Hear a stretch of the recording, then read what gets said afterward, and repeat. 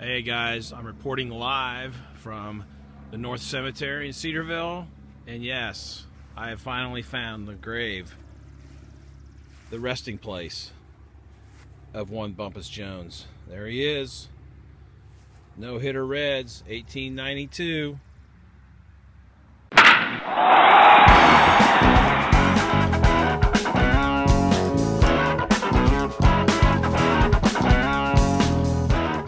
Hello everybody, I'm Jeff. And I'm Tom. And I'm Kim. And we are three old Reds fans coming to you from Studio 82, just down the street from our good friends at Beans in the heart of Cedarville and the birthplace of Bumpus Jones. That's amazing. Yes. Now, who is Bumpus Jones? Who is Bumpus Jones? His full name was Charles Leander Bumpus Jones. So Bumpus obviously is a nickname. I don't know where that comes from, but he has a great distinction in Reds history through the first no-hitter in Reds history, and it was his major league debut. Wow. His major league debut. He was It was all downhill after that. Yeah, it was. It truly was. He was 22 years old. It happened on October 15th, 1892. It's late. They played late into the season, into the fall. He beat the Pirates 7-1. He allowed 5 base runners in that game. There was an error and some walks, and they got a run. Connie Mack was in the Pirates lineup that day, the great Connie Mack.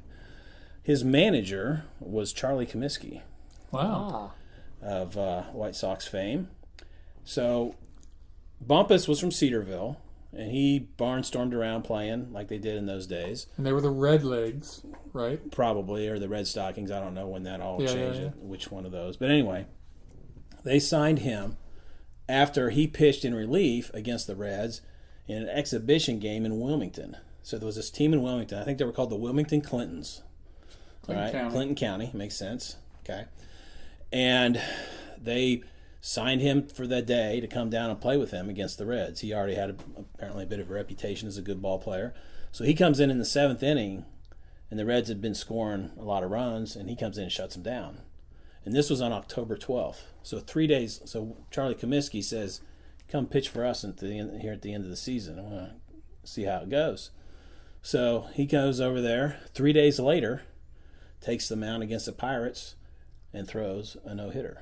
And so the Pirates had never seen him before, so they didn't have video. No, there was no video, no scouting reports, just this Bumpus guy, whoever he is. So he comes in. And that probably is almost as early as they started keeping records of the Reds. Yeah, pretty much. It goes a little farther back, but not much. Maybe. Yeah. So this will be the 125th anniversary of his no-hitter. Okay.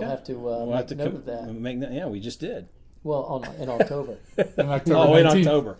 In October, when we're Charlie Bumpus. In October, when we're here doing a podcast because the Reds are in the World Series. I'm thinking it'll be more like a season recap. That we'll be on the hot stove league by then, will we? Yeah. All right. Well, anyway, so Bumpus went on to a 2-4 career record with a 7.99 ERA. He pitched in 8 games, made 7 starts, pitched 41 and 2/3 innings.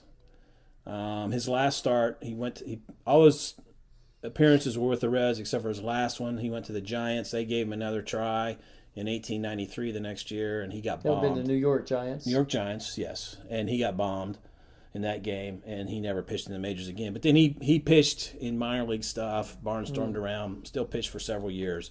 Apparently lived around here. He died in Xenia in 1938.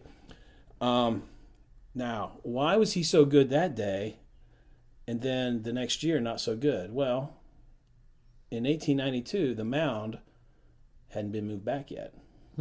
So it was about like 50 feet. Is that right?